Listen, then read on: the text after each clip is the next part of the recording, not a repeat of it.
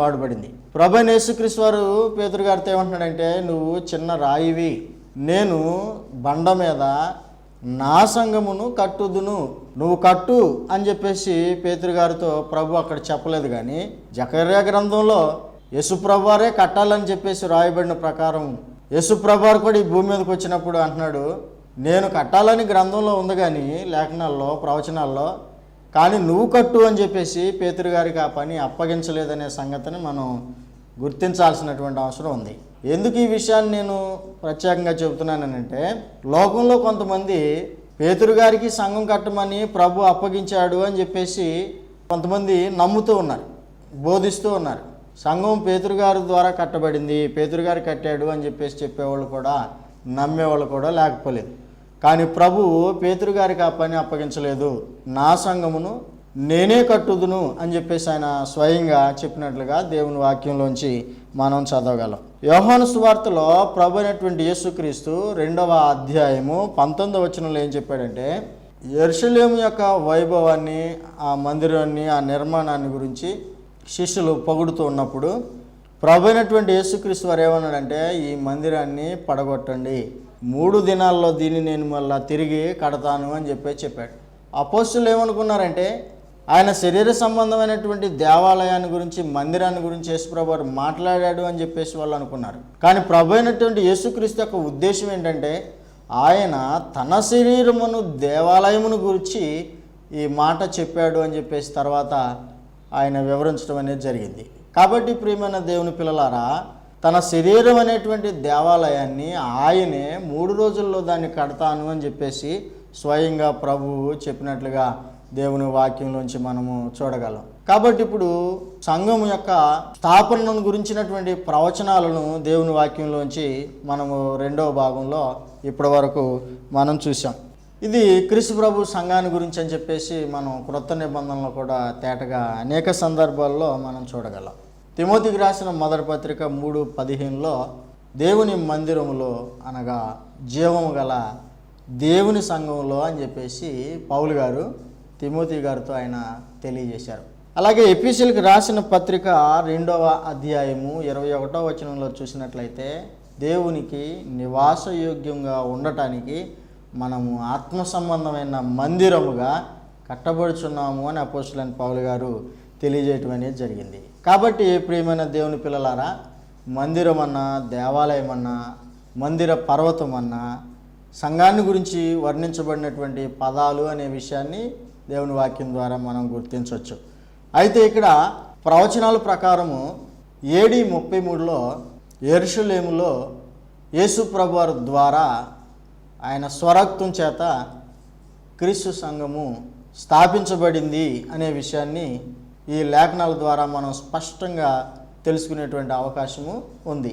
ప్రభు అయినటువంటి యేసుక్రీస్తు యొక్క స్వరక్త సంపాదన అని చెప్పేసి అది అపోస్తల కార్యాలు 20వ అధ్యాయము 27వ వచనంలో చాలా స్పష్టంగా తెలియజేయబడింది. దేవుడు అంటే ప్రభు అని మనకి అక్కడ అర్థమిచ్చాడు. తన స్వరక్తం ఇచ్చి సంపాదించిన తన సంఘము అని చెప్పి చెప్పడం అనేది జరిగిందనమాట. కాబట్టి బైబిల్లో ఉన్న ఒకే ఒక్క సంఘము, క్రీస్తు ప్రభు స్వరక్తం ఇచ్చి సంపాదించినటువంటి సంఘము AD 33లో అంత్య దినాల్లో యెరూషలేములో యేసు ప్రభు వారి ద్వారా స్థాపించబడింది. కాబట్టి ఇప్పుడు మనము ఏ స్థానిక సంఘానికైతే వెళ్ళి దేవుణ్ణి ఆరాధిస్తూ ఉన్నామో ఆ స్థానిక సంఘము లేఖనాల ప్రకారం యెరూషలేములోనే స్థాపించబడిందా లేదా అనేది మనందరం కూడా చెక్ చేసుకోవాల్సినటువంటి అవసరం ఉంది. అది AD 33లో ప్రవచనాల ప్రకారము అంత్య దినాల్లో స్థాపించబడిందా అనే విషయాన్ని కూడా మనం పరిశీలన చేయాల్సి ఉంటుంది.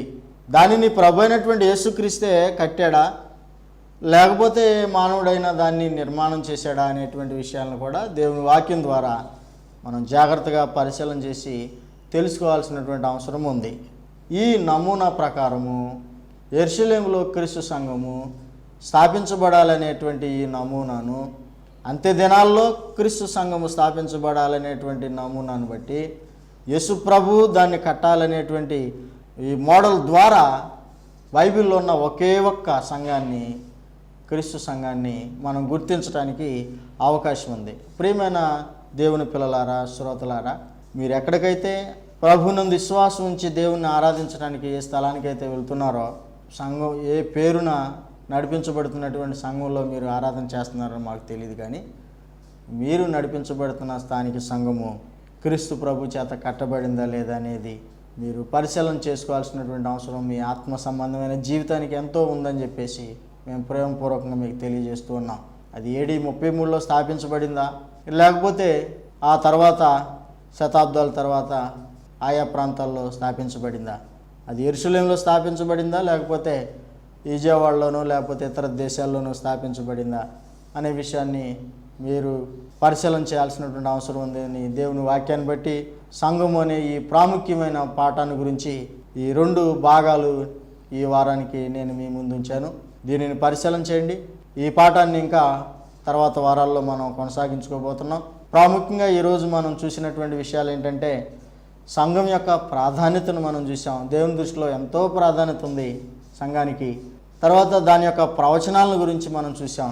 ఎంతో దేవుని దృష్టిలో ప్రాముఖ్యత ఉన్న ఈ సంఘాన్ని గురించి ప్రవచనాలు ఏం చెబుతున్నాయో వాటిని మనం పరిశీలన చేసి ఒకే ఒక్క నిజ సంఘాన్ని తెలుసుకునే అన్వేషణలో మనము మోమాటం లేని వారంగా, మనము స్వార్థం పూరితమైనటువంటి ఆలోచనలు మానుకుని నిస్వార్థంగా మన ఆత్మను మనం దేవుని సన్నిధి చేర్చుకునే దాని కొరకు మోమాటం లేని వారమై లేఖనాలు పరిశీలన చేసి సత్యాన్వేషణ స్ఫూర్తితో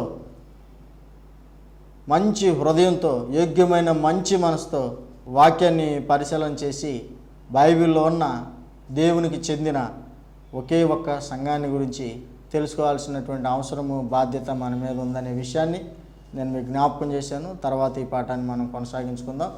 దేవుడు మనకిచ్చిన అవకాశాన్ని బట్టి దేవుని స్తోత్రాలు. మీ అందరికీ మరొకసారి మా వందనములు సమర్పించుకుంటున్నాను. జీవం కలిగిన తండ్రి, మా దేవ, మా నాయన, మీ ఘనమైన పరిశుద్ధమైన శ్రేష్టమైన నామానికి యేసు ప్రభు నామములో మరొకసారి స్తుతులు స్తోత్రాలు తెలియజేసుకుంటున్నాం. తండ్రి, మీ పిల్లలమైన మేము మీ అనాదికాల సంకల్పమైన క్రీస్తు సంఘమును గురించి లేఖనాలను మా తండ్రి పరిశీలన చేసే అవకాశం మీరు మాకు ఇచ్చినందుకు స్తోత్రాలు. శ్రోతలు తండ్రి యోగ్యమైన మంచి మనసుతో ఈ వాక్య భాగములను పరిశీలన చేసి తమ ఆత్మ సంబంధమైన జీవితం యొక్క మేలు కొరకై అంగీకరించగలిగే, అర్థం చేసుకోగలిగే హృదయాన్ని, మనసును దయచేయవలసిందిగా వేడుకుంటున్నాం. ఈ కార్యక్రమం ద్వారా తండ్రి అనేకులు దీవించబడినట్లు సహాయం చేయండి. మాకిచ్చిన ఈ ఆధిక్యతను బట్టి మీకు వేలాదిగా కృతజ్ఞతలు, స్తోత్రాలు. ఈ కార్యక్రమాన్ని స్పాన్సర్ చేసిన బిడ్డల్ని తగిన రీతిగా ఆశీర్వదించండి. అలాగే తండ్రి మా దేవ, మరి ఈ కార్యక్రమాన్ని వీక్షించిన మా ప్రియులైన శ్రోతలందరిలో ఎవరెవరు ఏమి అవసరత కలిగి ఉన్నారో, అక్కర్లు కలిగి ఉన్నారో, వారి యొక్క ఆరోగ్య స్థితిగతులు, ఆర్థిక స్థితులు, సమస్యలు, శోధనలు, ఆటంకాలు సమస్తం మీరు ఎరిగి ఉన్నారు తండ్రి.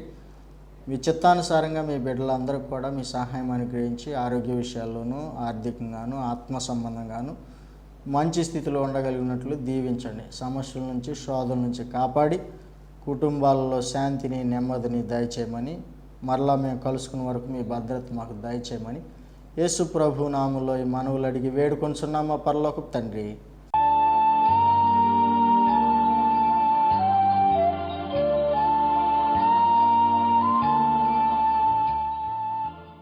దేవోక్తి కార్యక్రమం ప్రతి మంగళవారం రాత్రి 9:30కు మరియు శనివారం మధ్యాహ్నం 1:30కు తప్పక చూడండి. మీరు మమ్మల్ని సంప్రదించవలసిన మా చిరునామా బ్రదర్ లాజరస్ అశోక్ కుమార్, దేవరపల్లి, క్రీస్తు సంఘము, గోడవల్లి పోస్ట్, విజయవాడ రూరల్, కృష్ణా జిల్లా 521104. మా సెల్ నంబర్ 9866905206.